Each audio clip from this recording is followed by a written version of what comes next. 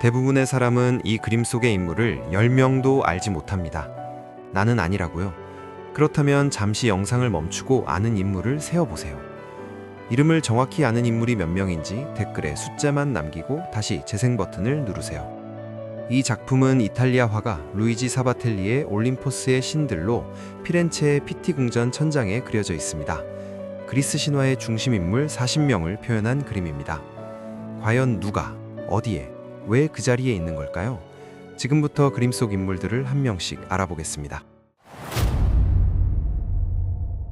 가장 먼저 눈에 띄는 인물은 역시 왕좌에 앉아 호를 들고 있는 남자입니다. 누구일까요?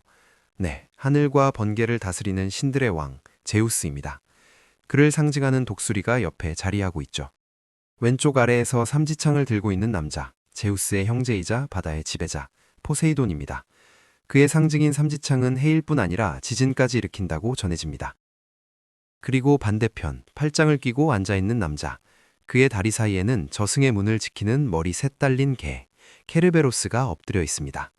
이것만으로도 이 인물이 저승의 신 하데스임을 알 수 있습니다. 그 역시 제우스의 형제이자 죽음을 다스리는 신입니다. 제우스가 하늘, 포세이돈이 바다, 하데스가 저승, 이 삼형제가 그림의 중심에 자리해 있습니다. 하데스 옆에 빨간 드레스를 입은 여신은 페르세포네입니다. 제우스의 딸이자 하데스의 아내입니다. 하데스가 그녀를 납치하면서 저승의 여왕이 되었고 이 일로 인해 계절의 변화가 생겨났습니다. 그들 위에 공중에 떠있는 여신, 누구일까요? 장밋빛 손가락을 가진 여신으로 묘사되는 에오스입니다. 손끝에 꽃이나 붉은 기운이 그녀의 정체를 암시하는 단서가 됩니다. 그녀는 새벽을 여는 여신으로 하루의 시작을 알립니다. 에오스 주변의 두 아이는 새벽별과 저녁별, 즉 포스포로스와 헤스페로스로 하루의 시작과 끝을 상징하는 존재들입니다. 그 아래에서 다리를 꼬고 앉아있는 여신은 헤라입니다. 제우스의 아내이자 누이이며 올림포스의 여왕이죠. 그녀의 다리 끝에는 그녀를 상징하는 공작새가 있습니다. 결혼과 가정의 여신이지만 제우스의 끊임없는 외도로 인해 질투의 화신이 됩니다. 그녀의 질투로 인해 수많은 이야기가 생겨나죠.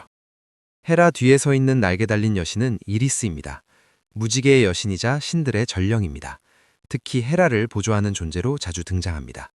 페르세폰의 옆에 있는 청년은 아폴론입니다. 음악의 신이자 빛과 예언을 관장하는 신이죠. 그는 제우스의 아들이며 대표적인 빛의 계승자입니다.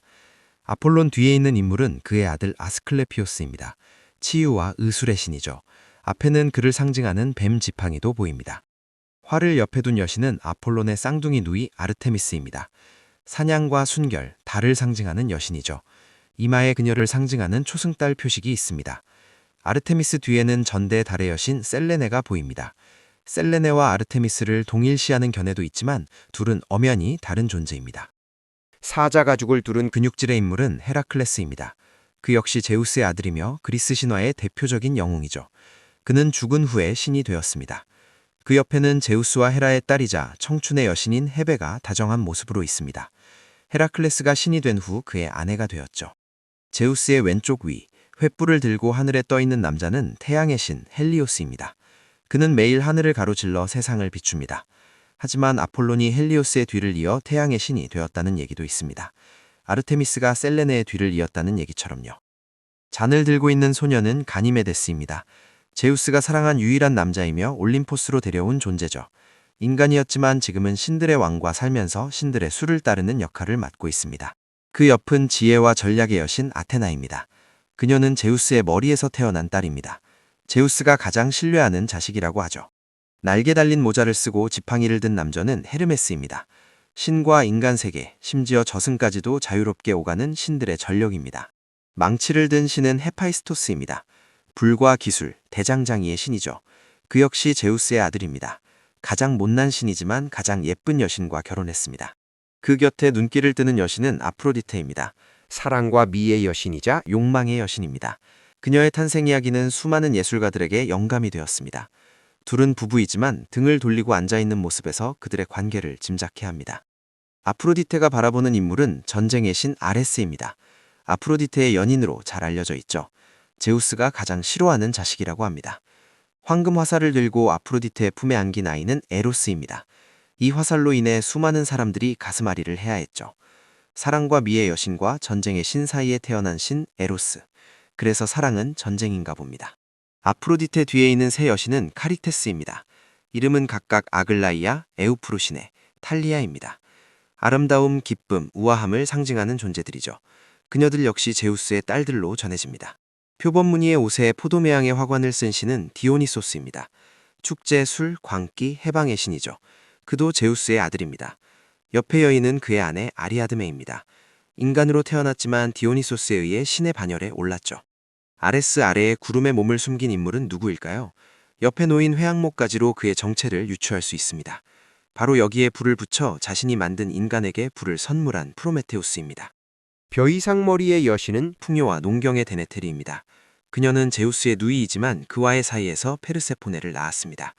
납치된 딸을 찾는 여정에서 많은 이야기가 탄생했습니다. 염소다리를 끌어안고 있는 존재는 판입니다. 자연, 본능, 숲의 야성을 상징하죠. 뒤에는 그를 상징하는 악기 슈링크스가 놓여 있습니다. 사자 위에 앉아있는 여신은 레아입니다. 제우스의 어머니죠. 그리고 그녀에게 안겨있는 두 아이는 특정 인물로 단정하기보단 레아가 올림포스 신들의 기원을 상징한다는 의미로 해석하는 편이 더 자연스럽습니다. 구름을 갈라 푸른 바다를 표현한 곳, 머리에 조개 장식을 하고 바다에 몸을 담근 노인은 오케아노스입니다. 세계를 둘러싼 원초적 바다를 상징하죠. 레아와는 남매 사이입니다. 그 위에 홀로 조용히 앉아있는 여신은 헤스티아입니다. 가정과 불을 지키는 신이죠. 제우스의 누이이며 모든 공동체의 중심을 지키는 존재입니다. 중앙에서 실을 다루는 세 여신은 운명의 모이라입니다. 이름은 각각 클로토, 라케시스, 아트로포스입니다. 한 명은 실을 뽑고, 한 명은 길이를 정하고, 한 명은 그것을 끊습니다. 즉 인간의 삶의 시작과 길이와 끝을 결정하는 존재들입니다. 그래서 그녀들은 아버지 제우스조차 넘어설 수 없는 질서와 같습니다. 그리고 마지막 인물, 그림의 깊은 곳에는 제우스 이전 시대의 주인이 숨어 있습니다. 후드를 눌러쓴 노인은 제우스의 아버지이자 이전 시대의 지배자, 크로노스입니다. 그는 시간과 세대의 흐름을 상징합니다. 왕좌의 아래에 배치하여 제우스에게 밀려난 그를 표현하였습니다. 자, 여기까지 그림 속 모든 인물들을 알아보았습니다. 어떤가요? 이젠 초반에 댓글로 남긴 숫자보다는 높은 숫자를 댓글에 남길 수 있겠죠? 하지만 단순히 인물들을 알아보는 것만으로 끝낸다면 그건 이 그림에 대한 모독입니다. 신화를 탐구한 사람에게만 보이는 수많은 의미와 비밀스러운 이야기들이 담겨있기 때문입니다. 이 그림은 그냥 신들을 모아놓은 게 아닙니다. 모든 인물에는 이유 있는 자리가 있습니다. 앞에서 인물들을 하나씩 확인했다면 이제는 이 배치를 읽어볼 차례입니다. 먼저 중앙에는 세 형제가 있습니다. 세 개를 나눠 가진 신들입니다. 제우스를 기준으로 시계 방향으로 따라가 보죠. 하늘 위를 보면 태양의 신 헬리오스가 있고 그 옆에는 새벽의 여신 에오스, 그리고 반대편에는 달의 여신 셀레네가 있습니다. 우연일까요? 밤, 새벽, 낮, 하루의 시간의 흐름을 보여주고 있습니다. 낮과 밤을 상징하는 아폴론과 아르테미스도 있죠. 그리고 하늘과 땅을 이어주는 무지개의 여신 이리스와 저승의 여왕 페르세포네가 보입니다. 하늘과 땅, 그리고 저승. 이들은 단순한 배치가 아니라 기후와 계절, 세계의 순환을 보여주는 구조입니다. 시선을 아래로 나려보면 완전히 다른 영역이 펼쳐집니다. 대지의 어머니 레아, 원초의 바다 오케아노스, 그리고 자연의 신 판과 곡식의 여신 데메테르. 여기에 인간에게 불을 준 프로메테우스와 가정을 지키는 헤스티아까지. 이곳은 신들의 세계가 아니라 인간이 살아가는 세계입니다. 자연과 문명, 생존과 질서가 함께 놓여 있습니다. 인간에서 신이 되고 신과 결합한 헤라클레스를 중간에 배치하여 신과 인간의 경계가 사라지는 순간을 보여줍니다. 이제 왼쪽을 보겠습니다. 이곳은 분위기가 다릅니다. 이 영역의 주제는 단 하나, 사랑입니다. 제우스가 사랑했던 인간 가니메데스, 그리고 가장 아꼈던 딸 아테나. 하지만 중심에는 아프로디테가 있습니다. 남편은 추남인 헤파이스토스, 하지만 시선은 미남인 아레스에게 향합니다. 그 사이에서 태어난 에로스는 사랑을 퍼뜨리는 존재입니다. 그리고 그녀의 사랑은 여기서 끝나지 않습니다. 디오니소스, 헤르메스, 심지어 포세이돈까지. 아프로디테를 중심으로 수많은 관계가 얽혀 있습니다. 이곳의 사랑은 마냥 아름답게 보이지는 않습니다. 그리고 마지막으로 가운데를 보겠습니다.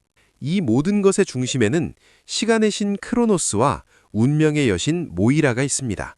신들조차 벗어날 수 없는 것, 시간과 운명. 이 그림은 신들을 그린 것이 아니라 세계의 구조를 그린 것입니다. 마지막으로 또 하나의 즐길거리를 남겨드리겠습니다. 이 작품에서는 사람으로 표현되지 않았지만 또 한 명의 신이 그림에 숨어 있습니다. 혹시 찾은 분이 있다면 댓글에 이름을 남겨주세요. 누군지 어디에 있는지는 영상 설명란에 남겨놓겠습니다. 영상을 끝까지 시청해주신 분들께 감사 인사를 전해드리며 이 영상이 마음에 들었다면 좋아요 한 번씩 눌러주세요. 영상 제작에 큰 힘이 됩니다.